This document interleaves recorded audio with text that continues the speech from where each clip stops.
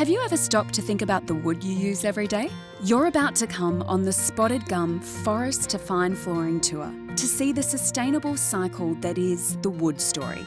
Along the way, you'll meet some of the people making the most of our trees that are a truly renewable resource.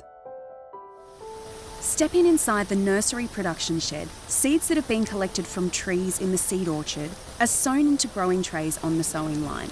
The seeds are then driven in here, the covered growing area, where they'll be kept moist until they germinate. Once they've germinated, they'll be taken out into the nursery. These seedlings are 5 months old. There's about 30,000 spotted gum seedlings just in this little batch here. Recent rainfall makes it a good time to plant the seedlings because moist soil will sustain them until it rains again. This team is walking through pre-formed rows to plant thousands of seedlings by hand. As the trees grow, they'll collect and store carbon from the air, helping fight climate change. The trees are now 18 months old. In these early stages, grazing cattle are excluded. Until then, foresters manually slash any weeds that compete for nutrients and light with our small growing trees.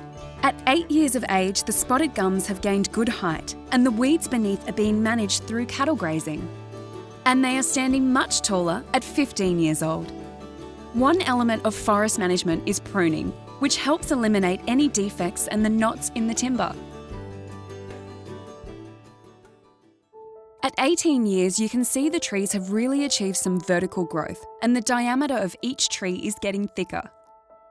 Here you can see a forester doing some high pruning, happening at about 12 metres off the ground.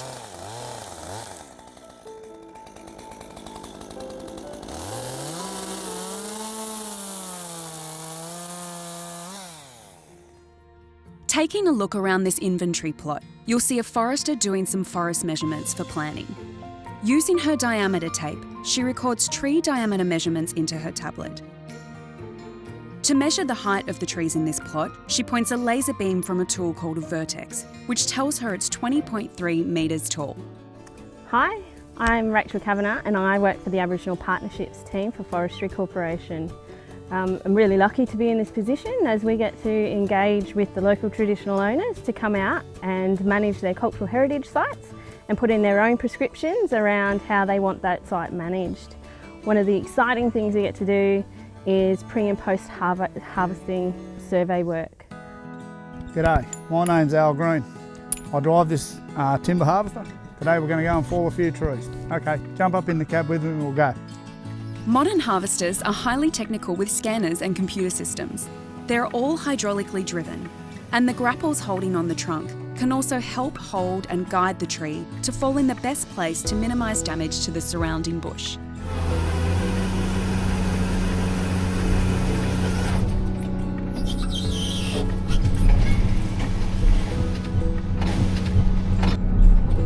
Looking down on the forest from this height, you can see there is minimal disruption to the rest of the forest during these selective harvesting operations. After careful, sustainable forest planning, only selected trees are removed from the forest. Sustainable forest management is the key to managing forests for the long term, with forest inventory and surveys helping to ensure that the trees that show features for wildlife habitat, like nesting hollows, remain in the forest. In this native forest, the small gaps now created through selective harvesting will be regenerated to the original forest species mix to start the forest cycle again.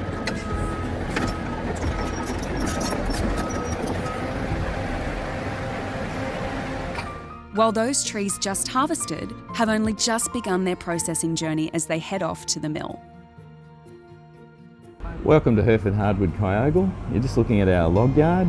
That's where the logs are received. They come in from the forest and we sort them. We process about 20 different species here. All those different piles you can see are sort of different species of North Coast hardwoods. Today we're processing spotted gum. Hi, my name's Maddie. I work for Hereford Hardwood, Kyogle. I'm currently driving a 380 WA Komatsu loader. Not a bad gig in the log yard, mostly outside all the time, which is great. And we move them up to the log wash, or where they're cut to length and processed and then washed, so that there's no stones on the logs, so that the blades aren't damaged in the mill. The logs then go up the ladder into the mill where they're sawn into boards for things like flooring, joinery, decking, cladding, all sorts of uses people use them for in their homes. Hi, my name's Marty. I'm at the controls of the Twin Edger. We use lasers and a computer to get the best recovery out of each log possible. Sideboards called flitches come off the side of the log, move along out on the Q deck to the multi-saw.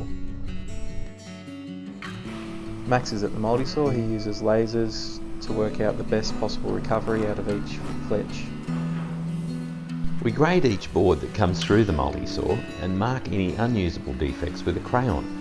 The docking saw behind you recognises those markings using a computer sensor and cuts them to the best length.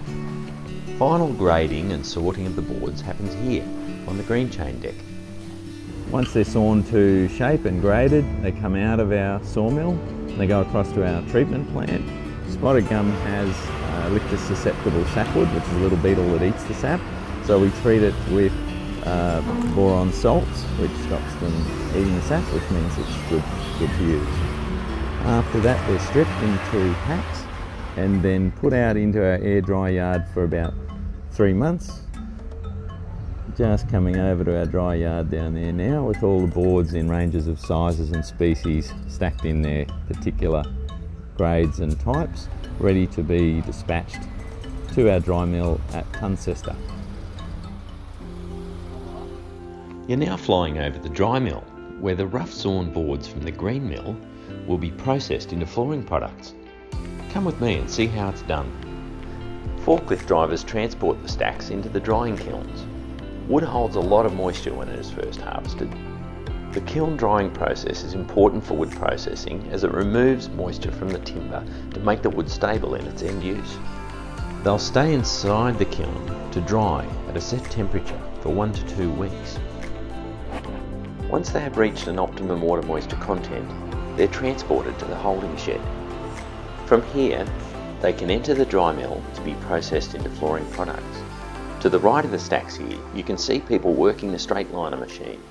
This is where boards are first sent if they require straightening before the milling process. Inside the dry mill, each board is manually checked and fed into the moulder at the infeed deck. The moulder profiles and planes the wood from rough sawn to a tongue and groove on each side. It also planes the top and the bottom of the wood to create a smooth surface. From here, you can see it being graded in front, then trimmed in length through the docker machines, just beyond the graders. It then goes through those dark blue end matching machines, seen behind these workers, to get the matching tongue and groove onto the ends of the boards. This transfer deck is where boards have a final quality check and are sorted into different appearance grades. Each board is put through those yellow tally wheels. They calculate the lineal metres needed for each finished pack. These packs are then wrapped carefully to keep the product clean and dry while it's stored and transported. Finally, this processed spotted gum flooring is ready to go out. Around Australia and around the world. It leaves the mill, destined for our local building industry, to build our homes, schools and community spaces in the most environmentally friendly and renewable way. Wood really is the ultimate renewable.